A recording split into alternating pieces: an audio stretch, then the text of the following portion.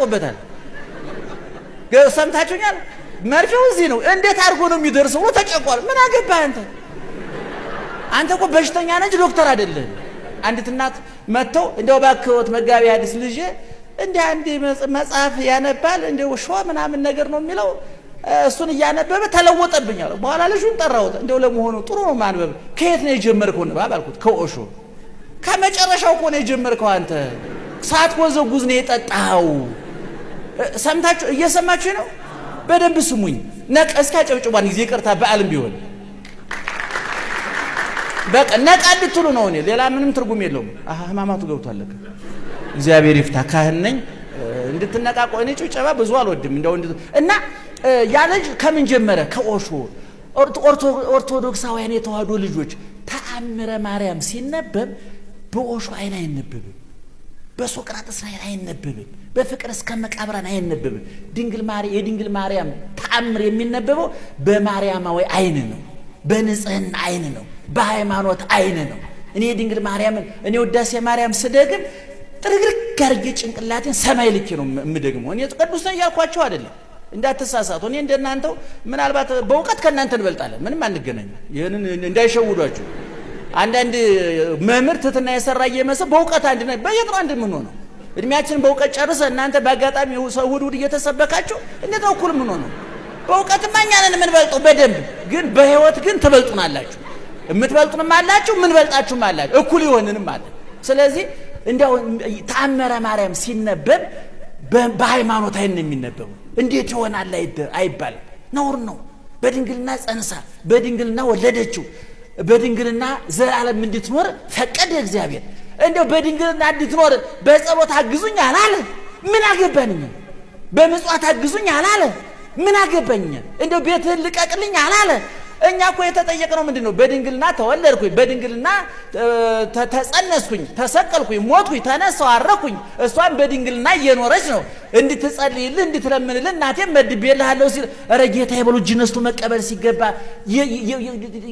ቀሽቃዣ በሽተኛ አለ ለሐኪሙ የማይመች ግርማቸው መርፌ ይባላል ሰውየው ዝጣቱ ላይ ቁስል ወጥቶበት መርፌ ሐኪሙ ሄደና መርፌ ያዝለታል እንግዲህ እዚህ ጋር ጣታችን ላይ ያለው ቁስል የተው የምንወገው እዚህ ጋር ነው የምንወገው እና በሽተኛው ጣቱን በሽታውና መርፌው ተራርቆበታል ሰምታችሁኛል መርፌው እዚህ ነው እንዴት አድርጎ ነው የሚደርሰው ተጨቋል ምን አገባህ አንተ እኮ በሽተኛ ነህ ዶክተር አይደለም እግዚአብሔር እናቴን ትለምንላችሁ እሷን ሰጥቻችኋለሁ በዚህ በረከሰ አፋችሁ እንዳትጠሩብኝ ብሎ ቢዘጋውስ እኔም መብርሃን ነው የምላችሁ ቢዘጋውስ አፋችሁ የ15 ዓመት ልጅ ናት መንገድ ሄዳ አታውቅም ሀገር አታውቅም ሴት ናት ልጅ ናት በ15 ዓመቷ ልጅ አዝለሽ ግብጽ ሂጂ እንዴት ያለ መከራ ነው እናንተ ወደማታውቀው ሀገር መንገድ ሄዳ ማታውቅ ልጅ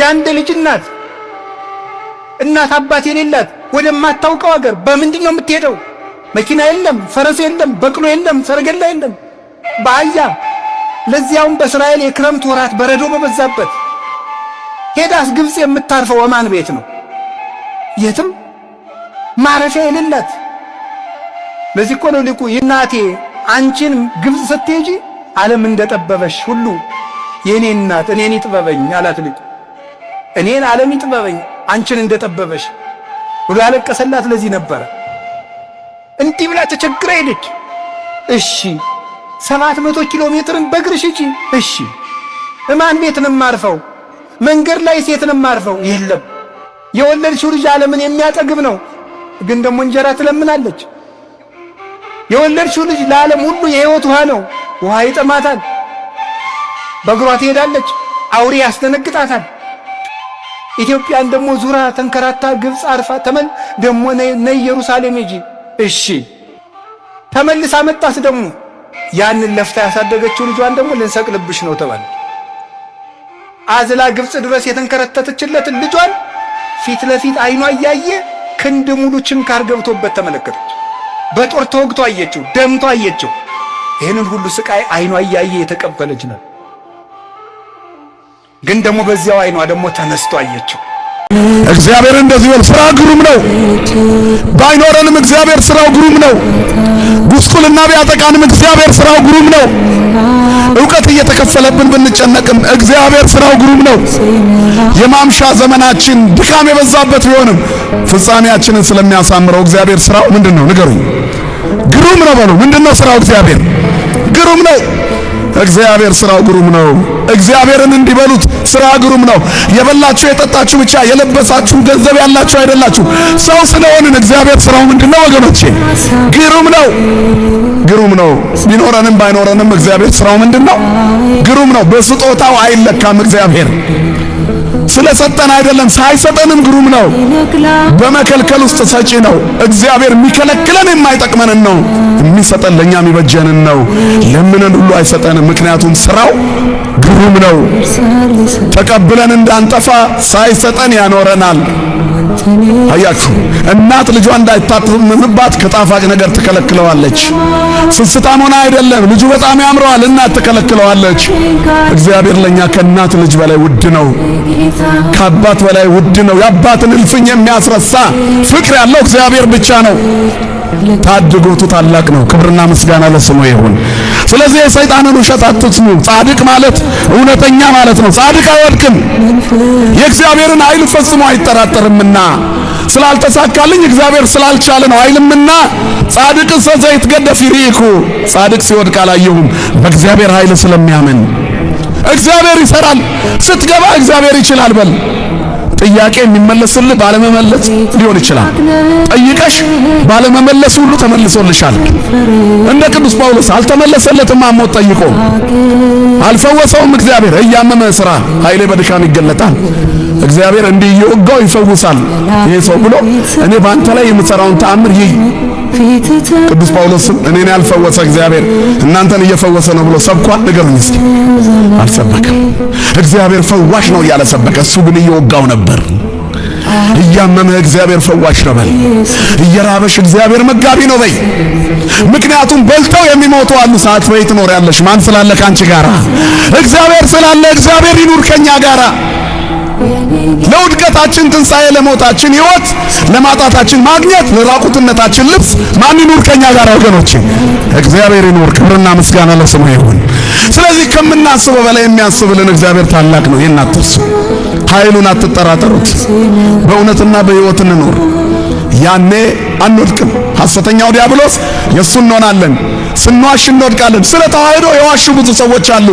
መጨረሻቸው ጥፋት ነው። ለዳሪቶሙ ለህርትምና የሐሰተኞችም ሁሉ ዕድላቸው በዲን እና በእሳት በሚቃጠል ባህር ነው፣ ይኸውም ሁለተኛው ሞት ነው ይላል ራእይ 21 ቁጥር 8።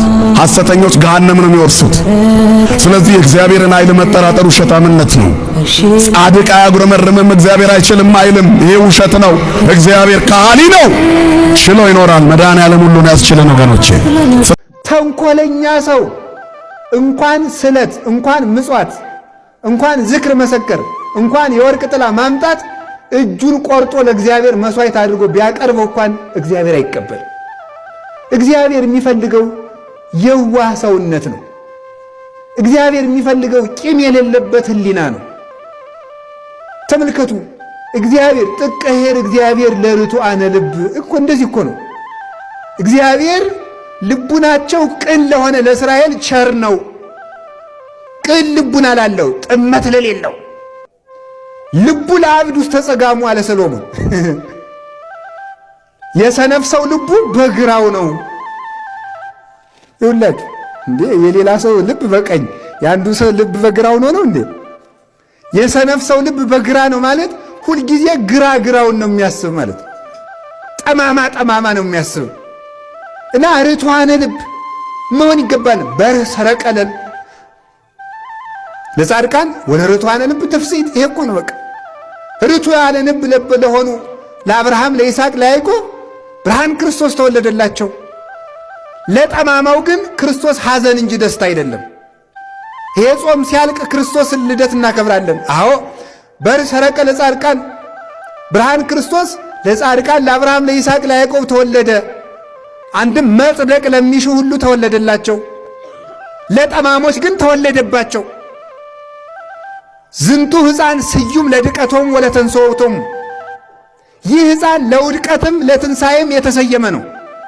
ክርስቶስ ለጠማሞች ውድቀታቸው ነው፣ ለቅኖች ትንሣኤያቸው ነው። ክርስቶስን ያህል ጌታ እያመለክን፣ ገነትን ያህል ሀገር ተስፋ እያደረግን፣ ድንግል ማርያምን ያህል እናት እያለን፣ መስቀልን ያህል ጋሻ እያለን መነሳት ያቃተን ለምን ይመስላችኋል? ጠማሞች ስለሆን ነው። ጸሎት አንሶን መሰላችሁ? ማህሌቱ አንሶ ነው? ሰዓታቱ አንሶ ነው? ቅዳሴው አንሶ ነው? ከኢትዮጵያ በላይስ ይሄ ላሳር ነው። ከኢትዮጵያ በላይ ሰዓታት መላእክት እንደሆኑ እንጂ፣ ከኢትዮጵያ በላይ ማህሌት መላእክት እንደሆኑ እንጂ፣ ከኢትዮጵያ በላይ ጾም መላእክት እንደሆኑ እንጂ፣ ከኢትዮጵያ በላይ ምጽዋት በፍጹም የለም። አዲያ ግን ጠማማነታችን፣ ተንኮልነታችን እንደ እስራኤል ነው። ጠማሞች ነን፣ በእውነት ጠማሞች፣ ቀናተኞች፣ በባልንጀራችን ማማር ደስ የማይለን ጉጻጉጾች ነን በእውነቱ። ይሄን እግዚአብሔር አይወድ። እመኑኝ፣ እግዚአብሔር ብቻውን የተወው ሰው የለም። እግዚአብሔር ብቻውን የጣለው ሰው ከቶም ቢሆን በመጽሐፍ አላየንም፣ በአባቶቻችንም አልሰማንም። እኛ ነን ብቻችንን ይሆን እየመሰለን የተሸበርነው። እኛ ነን ብቻችንን ይሆን እየመሰለን የደነገጥነው። እኛ ነን ምን ዱብዳ የደረሰብን እየመሰለን የታወክነው እንጂማ እግዚአብሔር ፍጥረቱን ረስቶ አያውቅም። እግዚአብሔር በረድኤት ከፍጥረቱ ርቆ አያውቅም ወገኖቼ። እዚህ ነው እኔ ካንተ ጋር እሄዳለሁ የሚለው ሙሴ። የትም እንሁን የት፣ በምንም እንኑር በምን እግዚአብሔር አይረሳንም። ለዚህ ነው በመጽሐፍ አልተውሽም ከቶም ቢሆን አልጥልሽም የሚለው። ወገኖቼ በእጄ መዳፍ ቀርጬሻለሁና አልተውሽም የሚል ምንኛ የሚያጽናና ቃል ተጽፏል መሰላችሁ? ኦርቶዶክሳውያን እግዚአብሔር እንዴት ይተወናል? አልተውሽም እያለ ቃል ኪዳን እየገባ እንዴት ይተወናል ብላችሁ ታስባላችሁ? አብሬ እወጣለሁ እያለ እንዴት ይቀራል ብላችሁ ታስባላችሁ? እኔ ካንተ ጋር ነኝ እያለ እንዴት አድርጎ ይሸሻል ብላችሁ ትገምቱታላችሁ? እግዚአብሔር በቃሉ የታመነ ነው። እግዚአብሔር በኪዳኑ የጸና ነው። ይህንን የእግዚአብሔር ቃል እንመነው እንጂ ምን የሚለውን አይረሳንም።